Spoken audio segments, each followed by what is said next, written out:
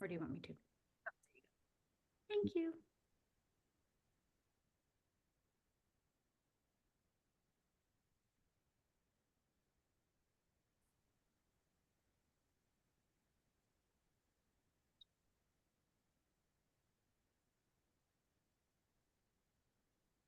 I'm just going to give it a minute to see if more folks join us.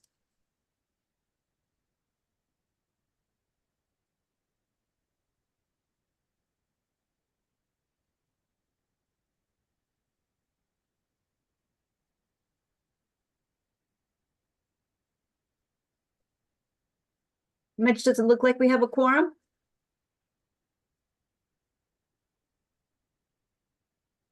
We do have a quorum, but we do need a few more members for the to vote on the Andrea Nestor thing. If we don't get 2/3 today, we can call a special meeting or something.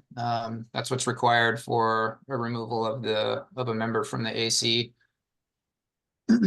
Oh, I thought it was 2/3 of those present. Let me pull up the documentation. You get the meeting started and I'll look this up. Right, excellent. Thank you, sir. Good afternoon, everybody. This is Susie. I'm filling in for Allison.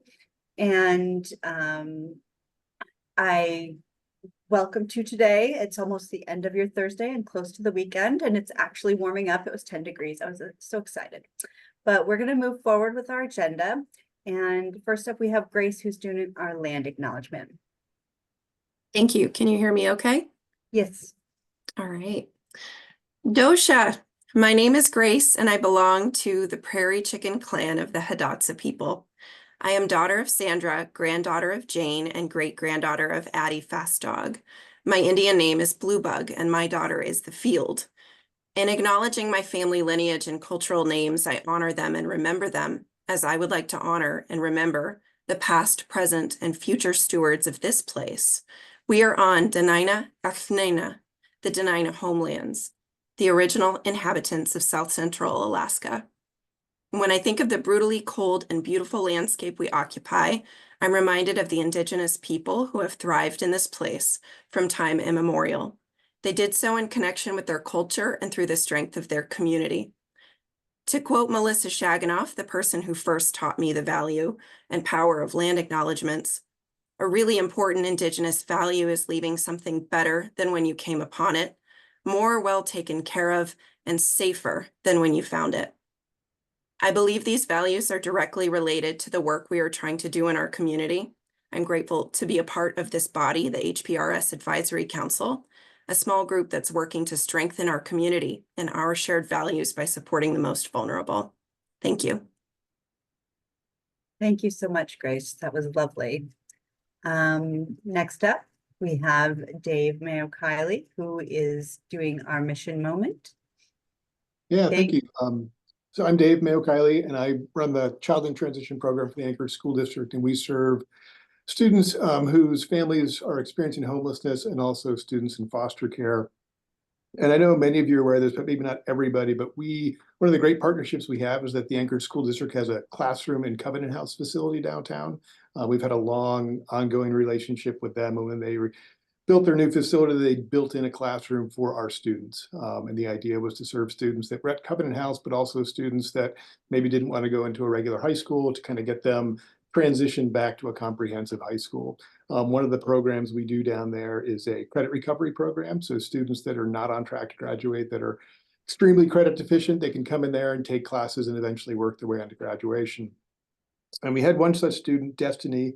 That's not the real name, but that's what they'll call them. And she came to our program, I believe it was 2 years ago. She was a 9th grader, and she at the time was credit deficient, but also working full time.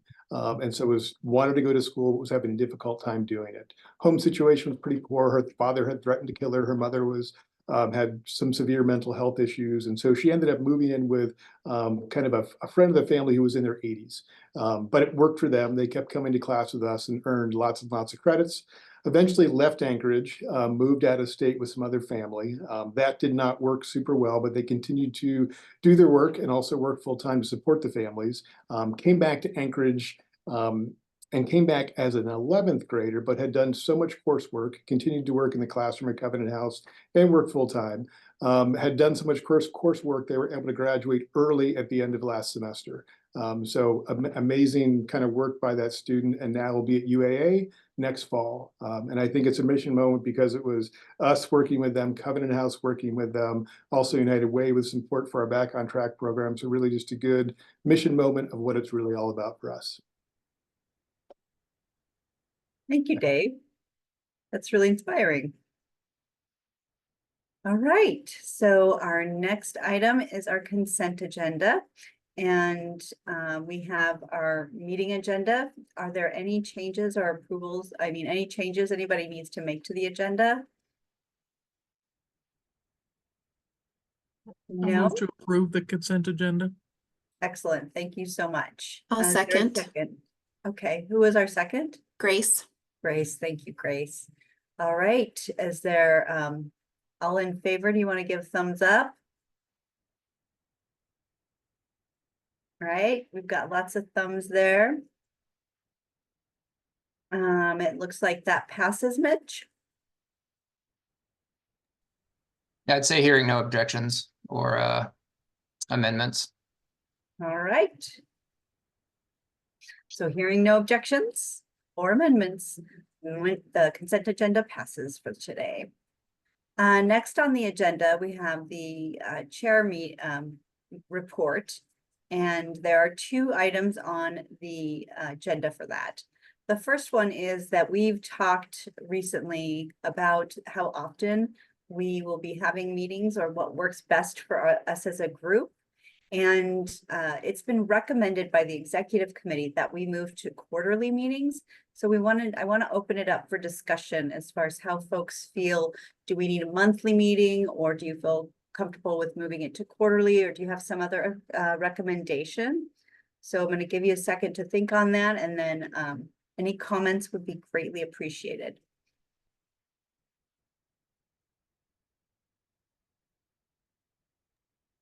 I think the true value of this body is the information that we share. I feel that with more frequent meetings, we have the opportunity to keep ourselves apprised of what's going on in our community, allowing less items to fall off the table in between times that we meet. And so I would say that I would be in favor of more frequent meetings so that we don't lose that information highway. Mm-hmm. Would you say or recommend a monthly meeting or bi-monthly, or everybody, or which would work better for you? I think monthly would be optimal, and bi-monthly would be the less amount that I think we should accept. Okay. And then I saw in the chat that we have a couple of comments. We have Laura Cox Wilson agreeing, and Cesar is also agreeing. Any other comments, or? I have a comment. I would agree to frequent meetings. For me, sometimes I feel there aren't the action items, and so I'm just reading the agenda and then I haven't really done anything. So I agree with meeting frequently so that we can share information and we're a part of the discussion. But with more limited action items, I would be more in favor of a bi-monthly meeting with some specific objectives. And then the committees perhaps are still meeting more regularly. I know that was a change on another board that I serve on, and it's really helped with the action piece and people being engaged, but the committee meetings for certain events or grant things have continued on a more regular basis. Go ahead, Roger. Yeah, I think I definitely want to agree with Grace. I think the monthly meetings are important for being able to communicate across the different channels that we have represented on the board. I guess I would also be in favor of, delegating most of the action items to a quarterly meeting, if that makes sense. And those are my thoughts, but I think there's a lot of value in the monthly meetings for breaking issues. Julia, I see you have your hand up. Thanks, Susie. I'd like to amplify what Jenny brought up, and I note that later on during this agenda, we're going to talk a little bit about committee involvement. And so I would put in that I am very happy with our monthly meeting cadence. I do understand that other folks have more on their schedules than I do at the moment. And the only way that I would feel more comfortable with fewer meetings is more robust committee engagement and the understanding from this governing body that there's asynchronous decision-making that we would still have to be engaged in, even if we don't have a live Zoom meeting. And I think those are all my thoughts. Thanks. Thank you. Other thoughts?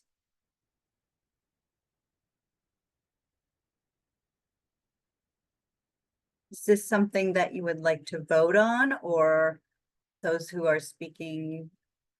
Sharon has her hand up. Sharon does? Okay, Sharon, sorry, I didn't see you. No, sorry. Okay. Yeah, I mean, I have to say, I'm on the executive board of this body, and I supported a move to a less frequent meeting cycle because I think it's sort of part of what Jenny said, that there's that it's a paraphrase, that we often have meetings where there's no action items. And I'm someone who has to go to a lot of meetings, and they are often just informational. And you sit there and you think, why didn't you just send an email about this or something like that? But I do also see that there's a value in conveying the information. I still think fewer meetings are better. But I would not necessarily oppose a monthly schedule. Now, the one thing that did trouble me was the idea that we could, reserve our action items to, quarterly, but then we might have to take action in between. I mean, one thing I think that I learned about the law in Alaska concerning operation of boards and whatnot is, and this had to do with when we wanted to get the vote on the AKHMIS governance documents, that it's actually that doing certain things by email requires I think it was like full participation, and everyone has to vote yay on the thing. And otherwise you have to have a sort of face-to-face, or at least, a Zoom meeting. So I think that would be a serious impediment to us doing any kind of business if we needed to, from one quarterly meeting to the next. That's the only concern that I have.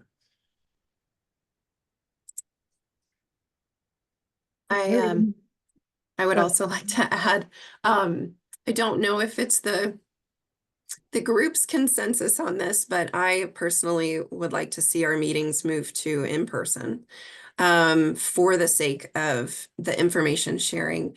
I know that everyone appreciates the convenience of virtual meetings, but there is really some magic that happens when you get in a room with your community members. Brianna? You're okay, thank you. And I think that the information that's shared there is of higher value sometimes than engagement virtually when we're stopping each other in the hallway before or after. So just a thought to consider.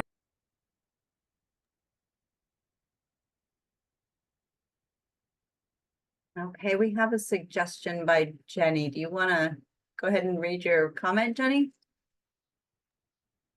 Sure. Well, and maybe I'll revise it in light of Grace's comment. Okay. One of the considerations, of course, is our duties as members and how often we need to attend.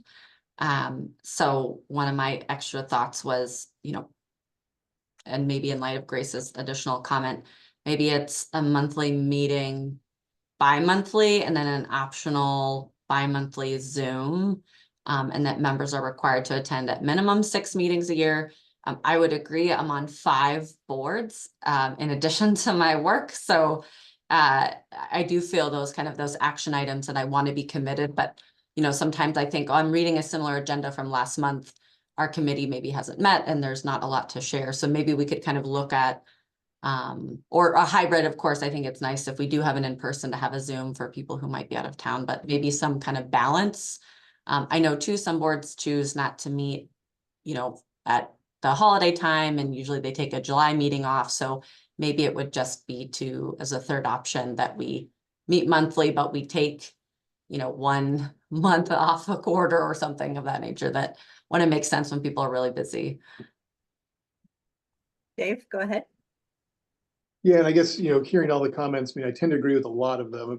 I don't think anybody really wants more meetings per se, but I do think there's value in getting together more frequently, but only if there's really a reason to. And I don't know, I would kind of, I think that some of our past several meetings have been just very much reports out, which to Sharon's point, could just be an email. And I think sometimes Zoom is not as conducive to some of the discussion format that an in-person meeting can lead to. So I think, I would be fine saying every other month, but meeting in person. But I also think we need to have some meat at these meetings if we're going to, continue them. Because I kind of feel the way they've been recently, a monthly meeting is maybe not needed. Okay. And I also think kind of a discussion of what is, I think the role of the advisory council has changed a little bit over the years, and trying to, and maybe this is feedback from ACH or the other board to say, really what is the expectation of this body at this point in time? Are we simply advising the COC and overseeing that, or is it the broader community, which I think when we originally formed the council, that's what it was for. And I understand things change, but having a good sort of definition of what the expectation is of this group would be helpful as well. I think a question we could ponder is if this body's being underutilized. Very good, very good.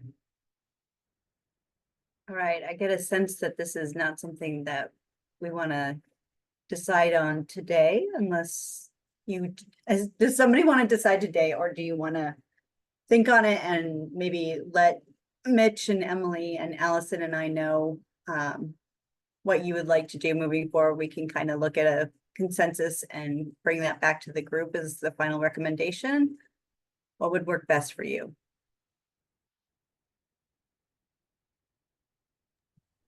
If different options could be articulated and we could vote on various options, that might be a nice way to approach it.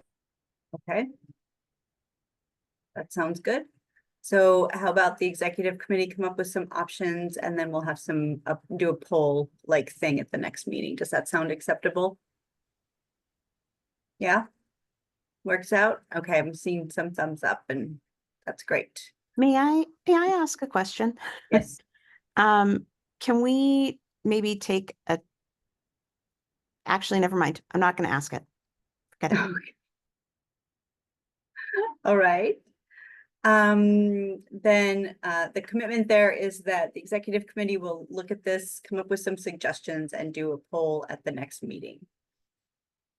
Okay, thank you everybody who talked. I really, really appreciate folks sharing. That's really important. That's how we get to solving issues and coming up with solutions that work for everybody. So next on the agenda is about Andrea Nestor. Andrea worked for the municipality, and she was their representative on the HPRS Advisory Council.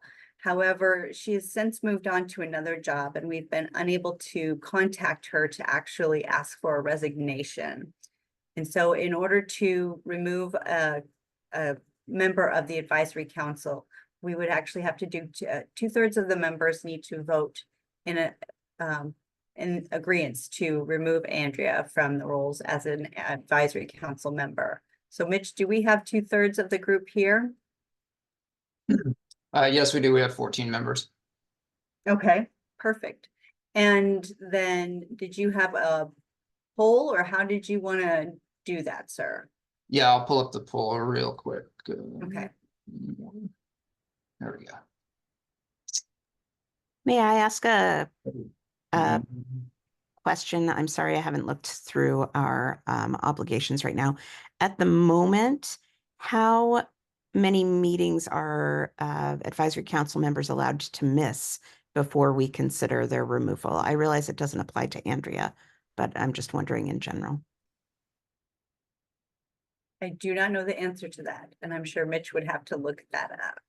I will, and Jessica, I think we might be logged in on the same account. Are you able to pull up that poll? Because it's not letting me. Let me see. If not, we can do a show of hands. But that will Yes, have I to be, can. okay, You great. want me to, which one am I launching? It should say Andrea's name on it, and then there's the other one that was for meeting cadence that is not going to apply. Sweet. Hopefully that just happened then. Okay, I see the poll. And this, folks that aren't on the council, do not vote on this, please. This is for the advisory council only.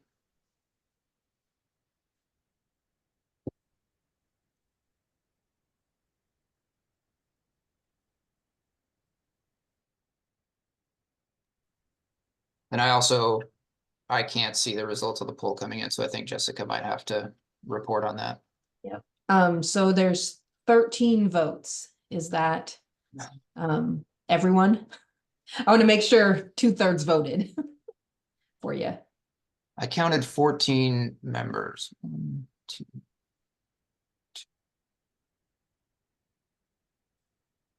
Is 13 2/3? I can't math in my head today. It is. Okay. Okay. Then Your that, your results are 12-1, 12 yes, 1 no. okay, I didn't get the poll. It's Charles Gorman. I'll just say yes, I agree. There it is. Hopefully that shared the results there for you. okay. Okay. So it looks like that would be yes. That Andrea is officially removed from the poll or from the council. Thank you, everybody, for voting, and we're sad that Andrea is not with us. She was a great representative, and the work that I did with her, she was very passionate about the homeless population and helping those who are unhoused, and the work that she did with Awake for domestic violence and sexual assault. She will be missed. Next up, we have committee work, and before we get into the committee reports, I would like to talk about the fact that we do not have a lot of representation of advisory council members on all the committees. We have been challenged, especially like with our compliance committee. Sid resigned from his position as chair several months ago. We were unable to fill it and still have that vacancy.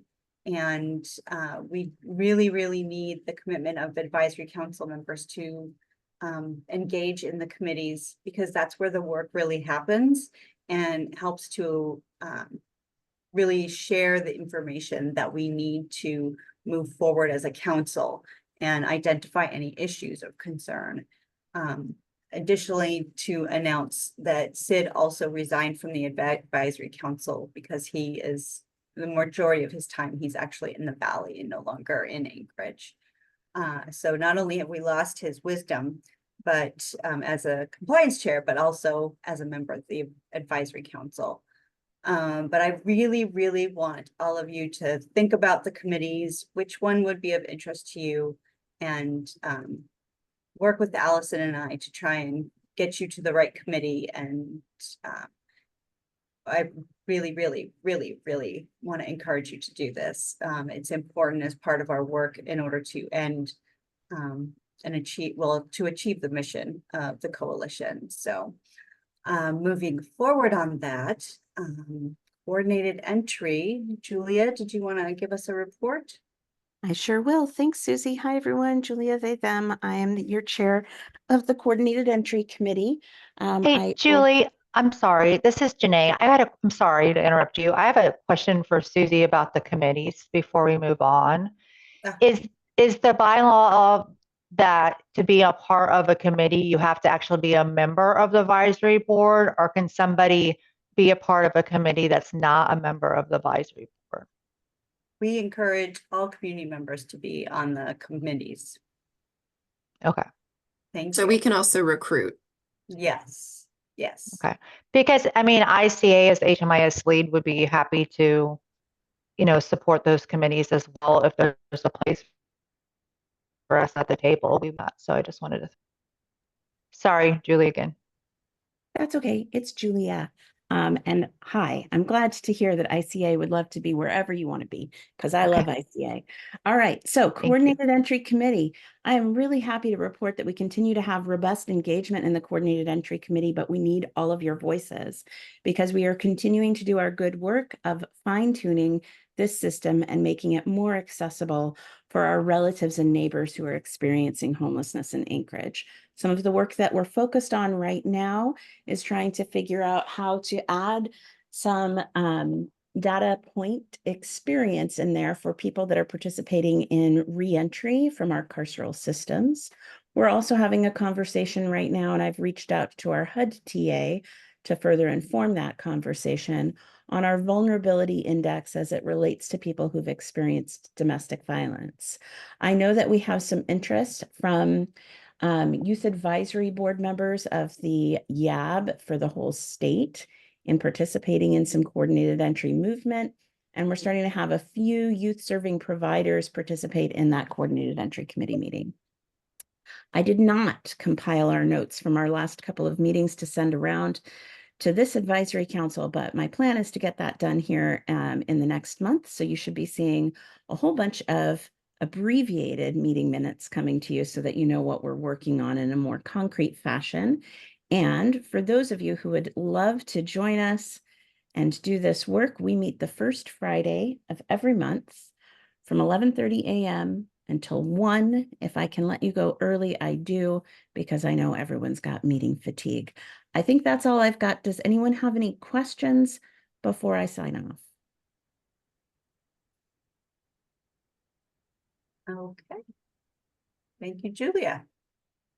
And we have Sharon for the data committee.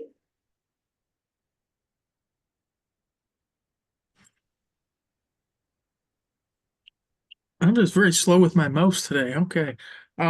Yeah, so we did meet last week after I think a couple months of not meeting because being out of town and whatnot.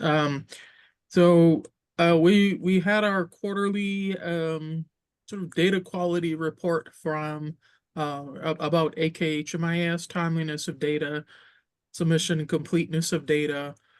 So we saw some statistics that showed that there was pretty low compliance across the board for programs in terms of, I believe it was completeness of clients' records.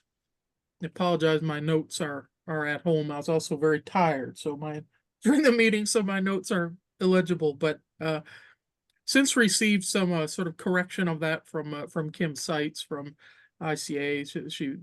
She and some other people reran the numbers and found it wasn't quite so dire. So it's part of the overall sort of process of continuous improvement in the AKHMIS. And that was the main thing that we talked about. One thing going forward that I would like the committee to do is to have a, periodically it's good to sort of have a reset and then think about what are the purposes of the committee, what should we be doing. We have some new members and so on. So I'd like to do that probably at the next month's meeting to just sort of, refocus. I think when Dave asked the question, like, what is this advisory council supposed to be doing now? This is what I've been asking myself a lot about the data committee. What is the data committee supposed to be doing now? So that's something we'll be looking at. Thank you. Okay, thank you so much, Sharon. That leaves us with the compliance committee, which has not met in several months and does not have a chair. Now, what I'm sorry, I was not at the executive committee, so I don't know if we planned it. I don't want to voluntold anybody or anything like that, but first off, Jessica, do you mind talking a little bit about what the compliance committee does so folks can understand what they might be involving themselves in? Absolutely. So the compliance committee does have a charter on the website. You can find the charter, but in a nutshell, the compliance committee is one of the committees that is required by HUD. HUD has something called the HUD interim rule, which dictates the setup and what a COC is responsible for. One of the things that the COC is responsible for is ensuring compliance with the interim rule and the McKinney-Vento Act for the community. So the compliance committee does regular reviews of the governance charter, makes updates if there are changes to how the COC works or administers their funds. The compliance committee would be in charge of the compliance of the program itself. And then not necessarily the most important thing, but definitely the most time-intensive thing is that the compliance committee leads the rank and review of the annual applications. So to the extent that compliance committee members are not grantees, they are tasked with reviewing the COC grant applications. That would be renewals and new projects, whether that is a new project due to reallocation of funds or a new project due to bonus funds being available, and then developing the criteria for how those projects will be scored, doing the scoring, and then coming together as a group to lay out kind of what all of those pieces led to. Then all of those projects will be ranked. So rank and review, the rank side, maybe it should be review and rank. Review happens first. But then that ranking happens. And then that's how funding is allocated once HUD gives it to our COC. So those are the big things on compliance committee. Moving forward, I will say that a lot of focus at the HUD level has been on program compliance. So one of the things that the COC in general is responsible for is ensuring that all of the programs that are funded through COC funds and ESG funds for that matter, are compliant with all of the HUD regulations. So really keeping an eye and monitoring some of that is something that HUD has put a large emphasis on over the past couple years, and going forward is planned to be part of larger discussions and oversight through the advisory council, and it would be through that committee. And then to just what Sharon was saying, I always think of the committees as being kind of a 3-circle Venn diagram, and they all have some overlap. So the data committee and the compliance committee might have some overlap when it comes to like AKHMIS, making sure that anything that is being proposed is not in opposition to our charter. And community prioritization, for example, does a lot of work around the gap analysis, which comes from data. And the anchored home plan, which would be the community's plan for ending homelessness, would have overlap with the compliance committee in ensuring that as a COC, we are prioritizing funding for high-performing grantees. So I think of them all kind of working together in a way, and then having their own specific focus. So that was the compliance committee in a nutshell, and also a little bit about the rest of the committees. All right. Thank you so much, Jessica.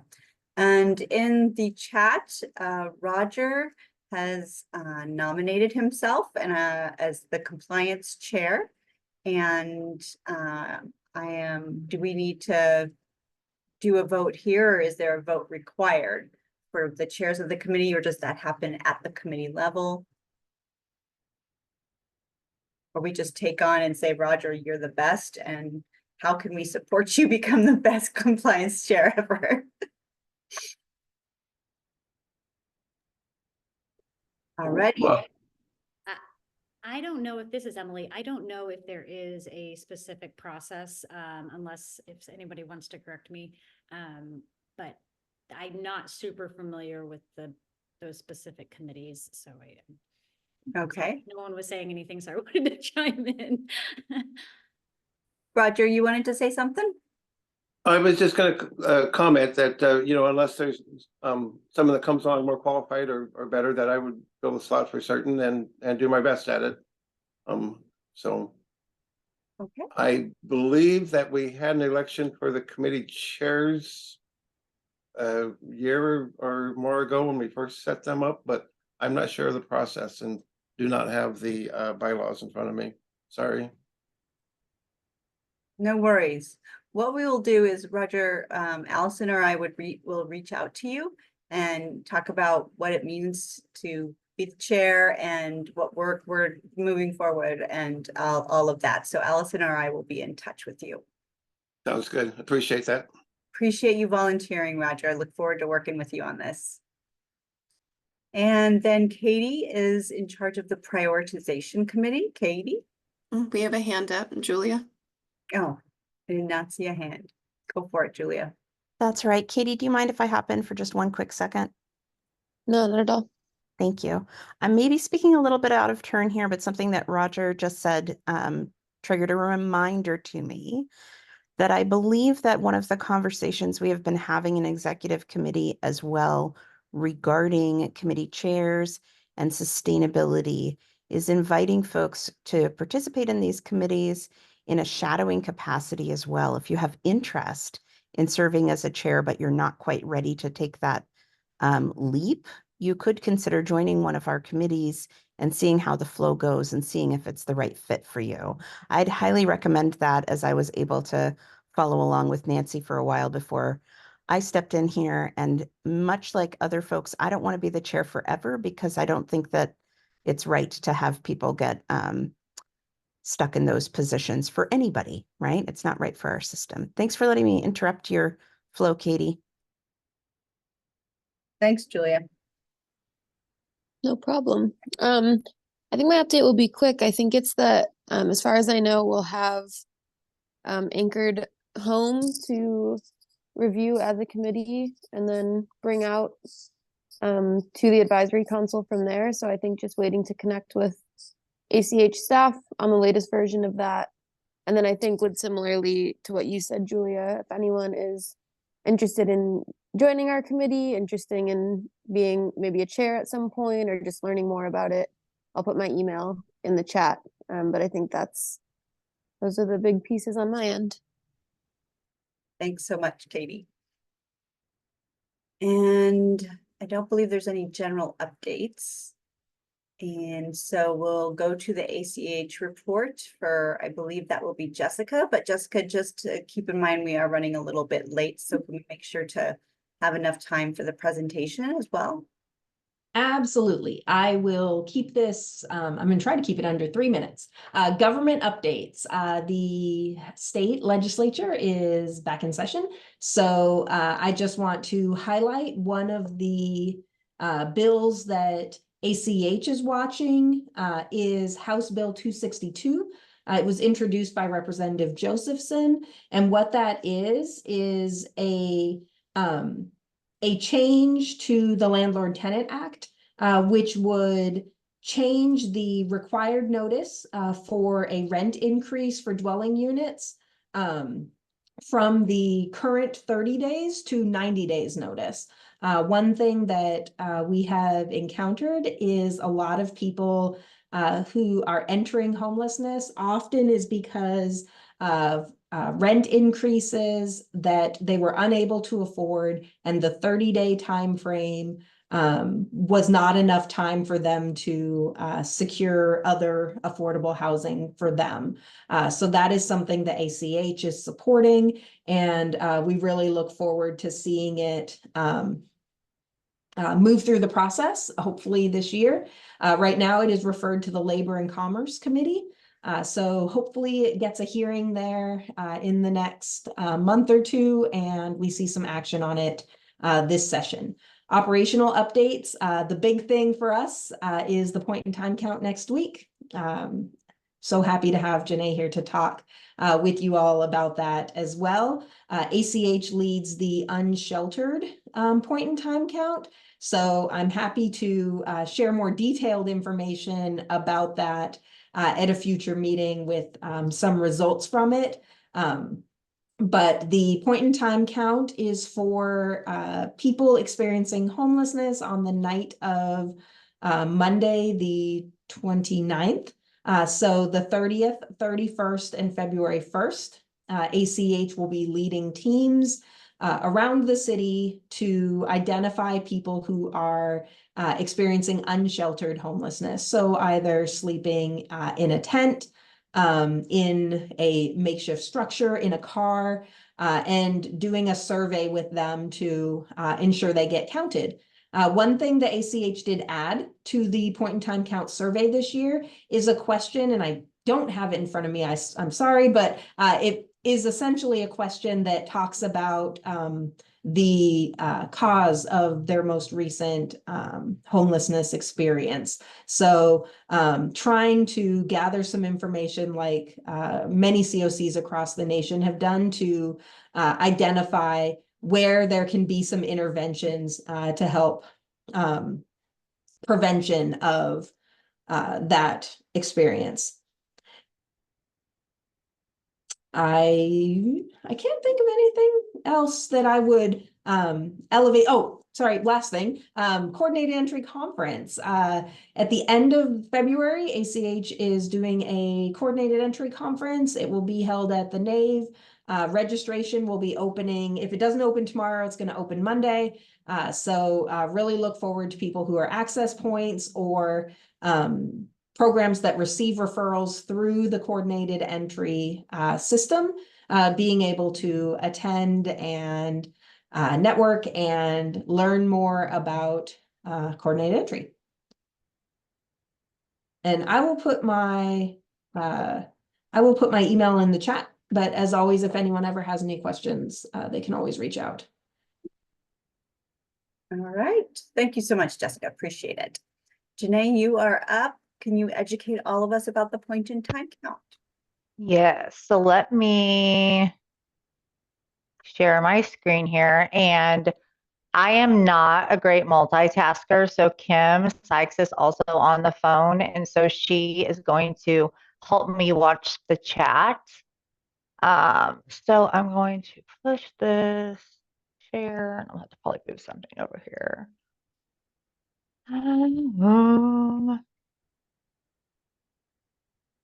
Okay. Which screen can you guys see? Can you see the presentation, Kim? Yes. Okay. Yes. Okay. I'm just trying to do it from the beginning, see where it's going to switch to. Okay, so are you seeing like the presenter view, guys? Yes. Are you seeing? So I'm good to go. Okay. You're good cool. to go. Okay. So my name is Janae Gray. I am the HMIS director for Alaska. Kim Sykes is also on the phone. She's an HMIS manager for Alaska, Anchorage, and Balance of State. And so I'm excited that we're here today to talk about the point in time count and the housing inventory count.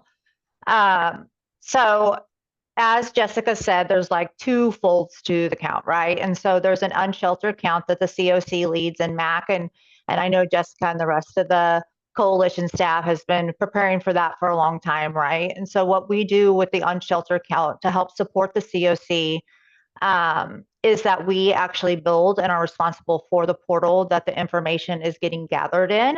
And so what we'll do is we will actually be receiving those forms in the next, like Jessica said, Monday's the count.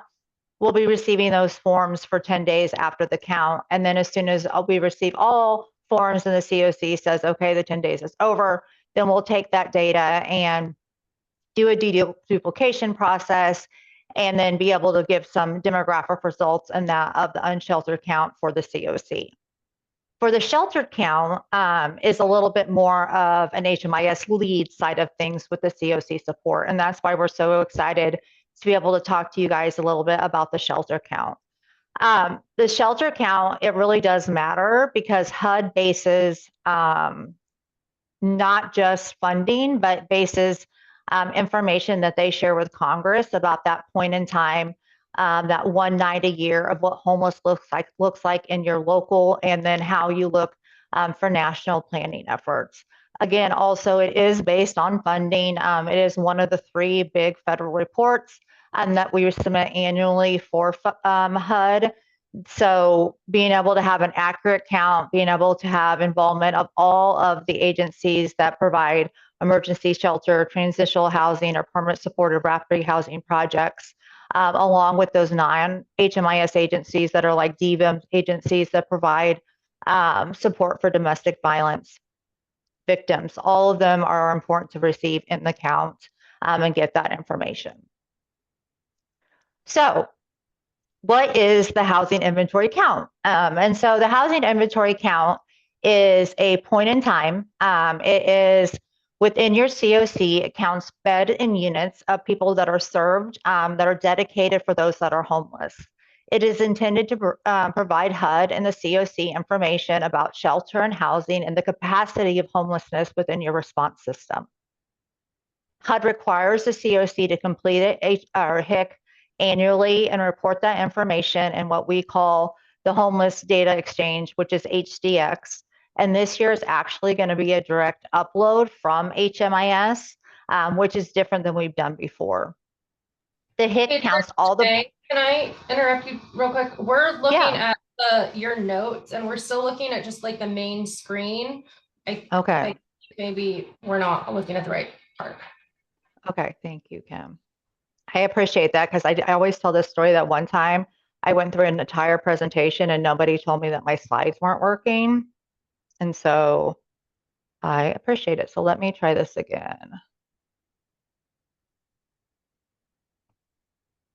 I think I just need to move this over.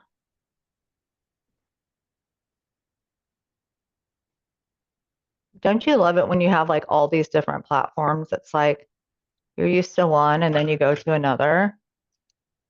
Okay, so I want that screen, say share. And then when I do from the beginning, okay, now are you seeing like the front page? Yep. Okay. Okay, that's where I'm at right here. Okay, and so the HIC counts all the persons who's occupied in those bedding units the night of the point in time count, which is January 29th for the entire state of Alaska.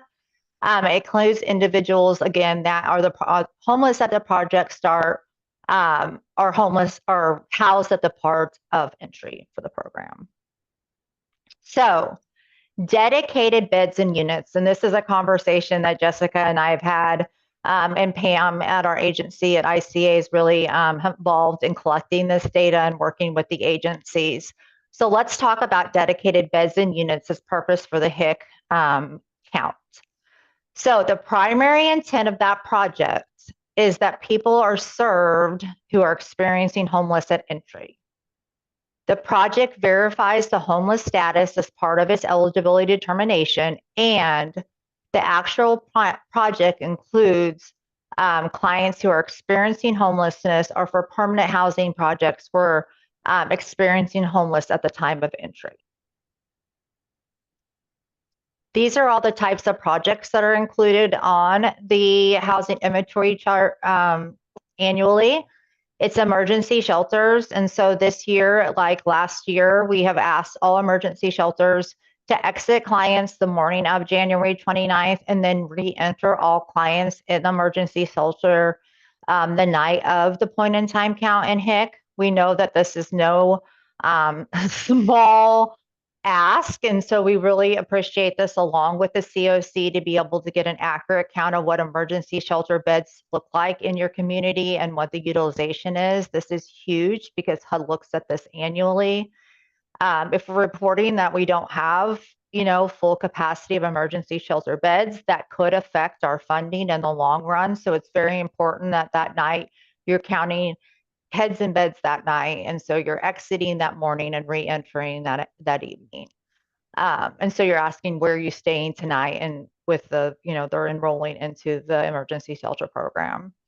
Emergency shelters also include those hotel motel vouchers that are paid for by a charitable organization, which would be a nonprofit, federal, state, or local government programs that provide information or provide funding to low income individuals, along with year-round shelters that are open 12 months a year. And then we do have some extreme weather seasonal shelters that may be open just for a period of time during the hard winter months, which I know, is a little bit longer in Alaska. And so we do have some of those. Transitional housing, our HUD-funded transitional housing programs, there's several that are included in that, which can be some runaway youth programs, some VA programs.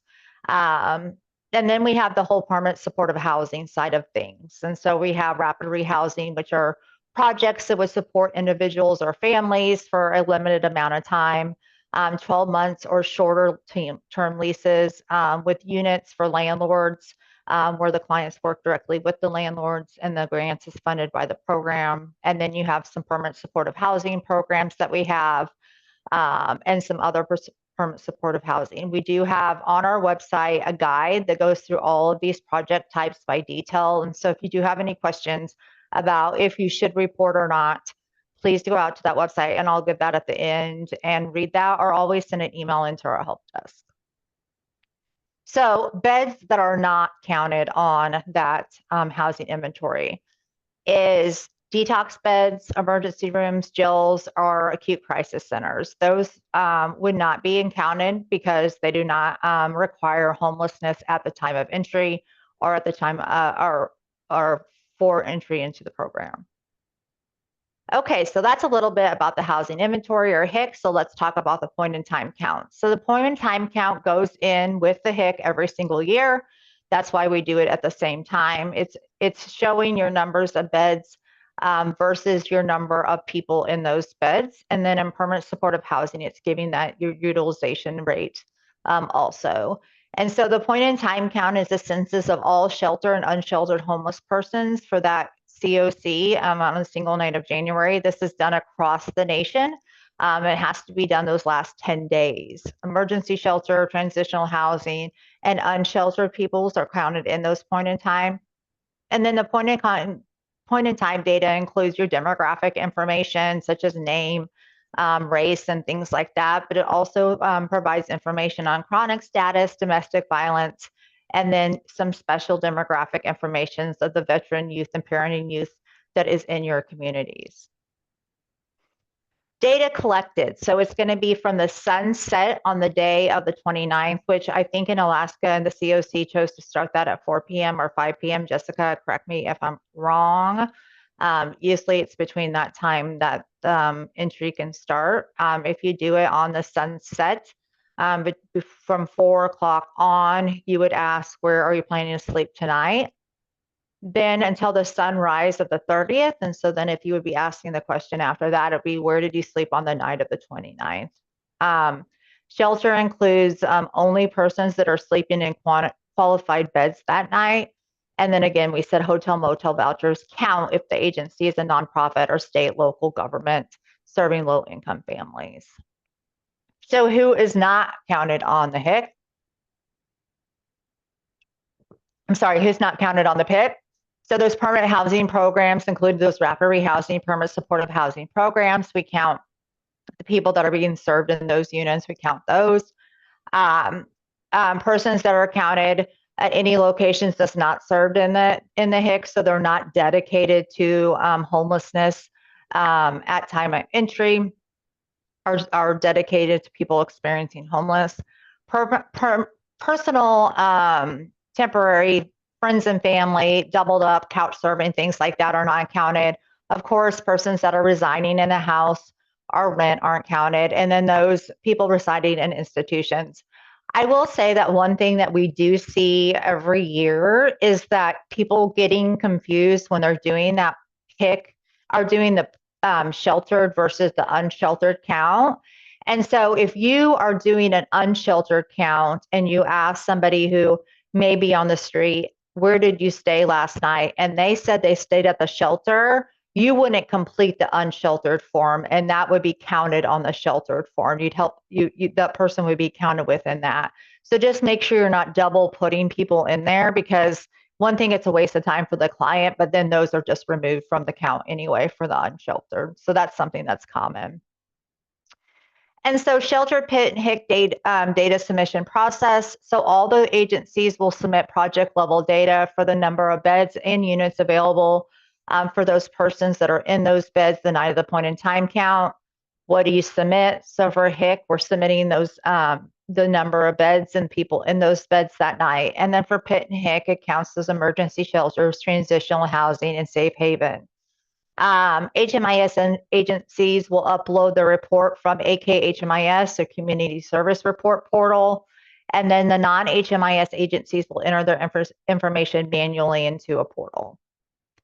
The household types with are in the point in time count are adults only over the age of 18, children only under the age of 18, or one adult, one child, which are considered families.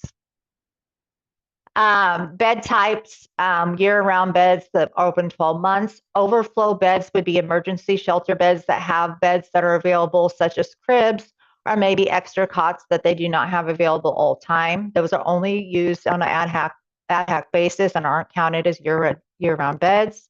Seasonal beds are those beds that are open to certain times of the year.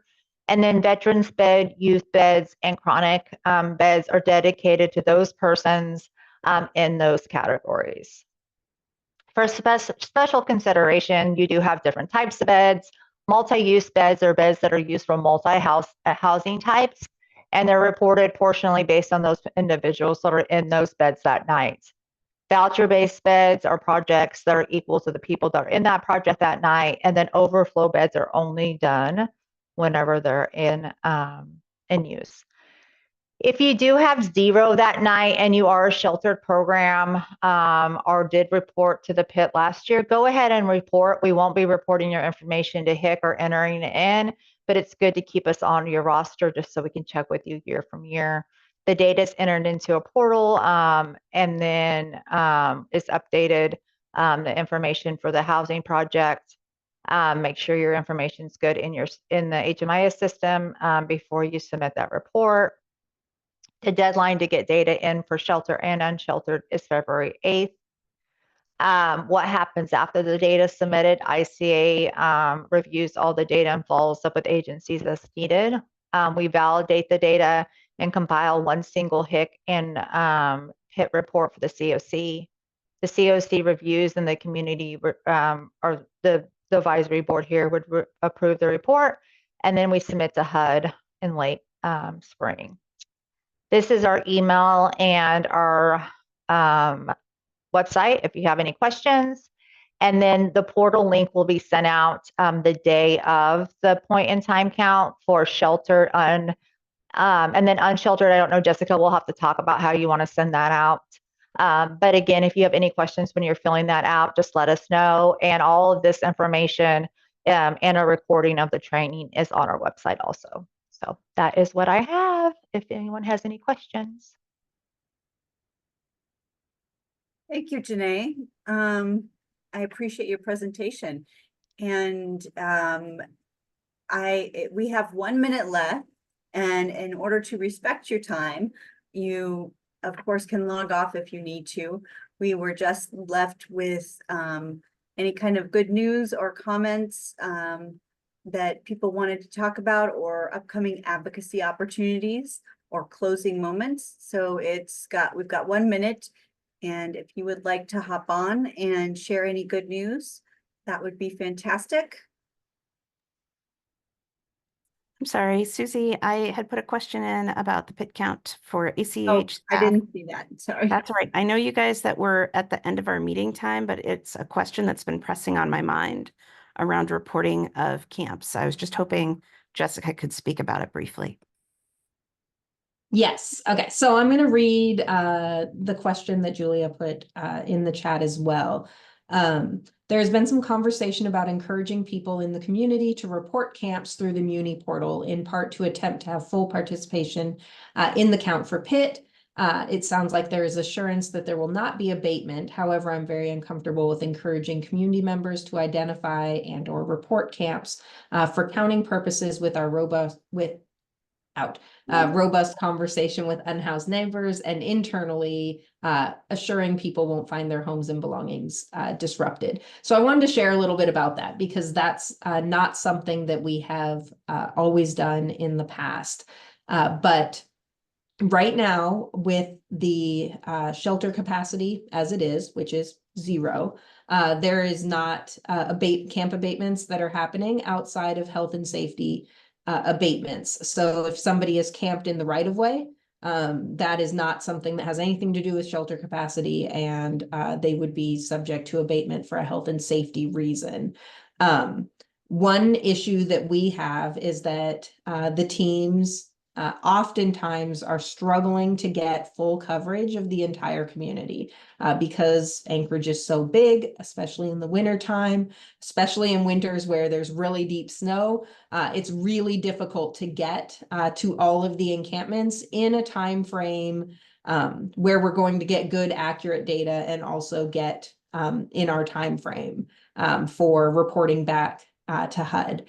So something that we did was we were encouraging people to report camps in the Muni portal. I have backdoor, I guess, access into that information, so I can see the details of that particular report.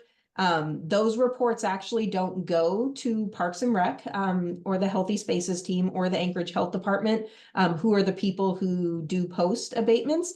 It's actually a system that is managed by the police department. So the original intent behind creating that, because it does predate having abatement in general and having abatement code, was so the CAP teams could respond. And I think that that is still part of the intent behind that, but have had many conversations with Parks and Rec.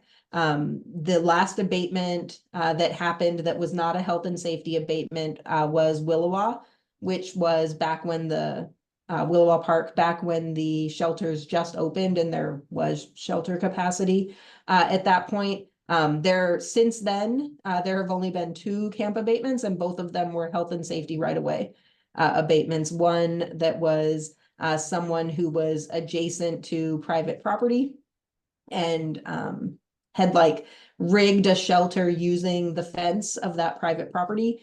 And then the other one was someone who was camped over off of Minnesota, where the on-ramp turns. They were like right inside there. And that is really unsafe to be camped there. And in both situations, the Healthy Spaces team helped that person pack up their belongings and move to a different location that was nearby there. So if anyone is seeing an encampment and does not want to report it through that portal, they can always send me an email directly. I do want to share that I'm not reporting back to anyone, so I'm using those maps to create paths and routes for the unsheltered teams to go to. But I'm not reporting back to Parks and Rec or the Health Department or APD and saying, hey, this encampment had someone there and this one didn't. That's not something that's happening. And the count itself is completely anonymized. We do note for our purposes where the person was. I put the link in the chat. So we do mark where the encounter occurred. That doesn't necessarily mean it happened at their place where they were living or camping. It just means that's where we had that encounter. Sometimes it's at a library. Sometimes it actually is at their tent. But none of that is information that's shared with anyone else. That's something that we gather for our internal purposes. And people also have the ability to opt out of it completely, in which case we will do an observational count, where we just are noting that information of where we had the conversation with them, and some identifying notes so we can deduplicate if necessary, because we do perform this count over the course of 3 days. So Jessica, Oh, thank you for responding robustly so that we can address concerns that people might bring up to us. So I'm just going to say, for the purpose of the recording, I'm very disinclined to report through a portal that then shares information with law enforcement. Thank you for the option of communicating directly with you. absolutely. Were there any other questions for Jana or Jessica? Right. It's 5 after. What good news do we have, folks? I just want to make a quick comment that the longitudinal system analysis was submitted on behalf of the COC this week and has been submitted and accepted. And so that's our community's contribution to the annual homelessness report that goes to Congress. So we are all set on that front. Thank you, Kim. Thanks for that update and all the hard work everyone put into it. Okay. So then, did we have any advocacy or anything like that? Mitch, did you normally have a calendar of things? Yeah, it's coming up. I don't know what, I think you just saw my other desktop there. Mhm. How's that look? There we go. There it is. So you can take a look at that. And one thing, as far as what was mentioned in regards to Andy Josephson's bill that's coming out, I would highly recommend that you consider looking on the alaska.gov website and going to the legislators and find out who your legislator is. Because as a constituent, they're going to listen to you much more than if, for example, ACH wrote a letter to, say, Representative Cologne or something like that, about a specific issue. Josephson would need you to write that letter to your direct representative or senator. So really start to prepare for that. I think that if we're going to jump on the board for legislative items, it's important to educate ourselves about that, and hopefully maybe we'll bring that up next month as a conversation piece. That would be probably a good education opportunity for all of us. So everybody had a chance to read this. I'm not going to read over the dates and times for your opportunities. Did anybody else have any other comments before we close the meeting? I want to thank everybody for staying late tonight. I really appreciate it. I know that 4 to 5 time slot is kind of a challenge, but I do appreciate everybody staying on the line for us. It was an important information to obtain, and thanks for Janae doing the presentation, Jessica being so smart about it, and Dave's mission moment, and Janae and Grace's beautiful land acknowledgement. That was absolutely beautiful. So thanks, everybody. And if there's no other comments, enjoy the rest of your day. Thank you, guys. All right. Thank you, everybody. Yes, thank you.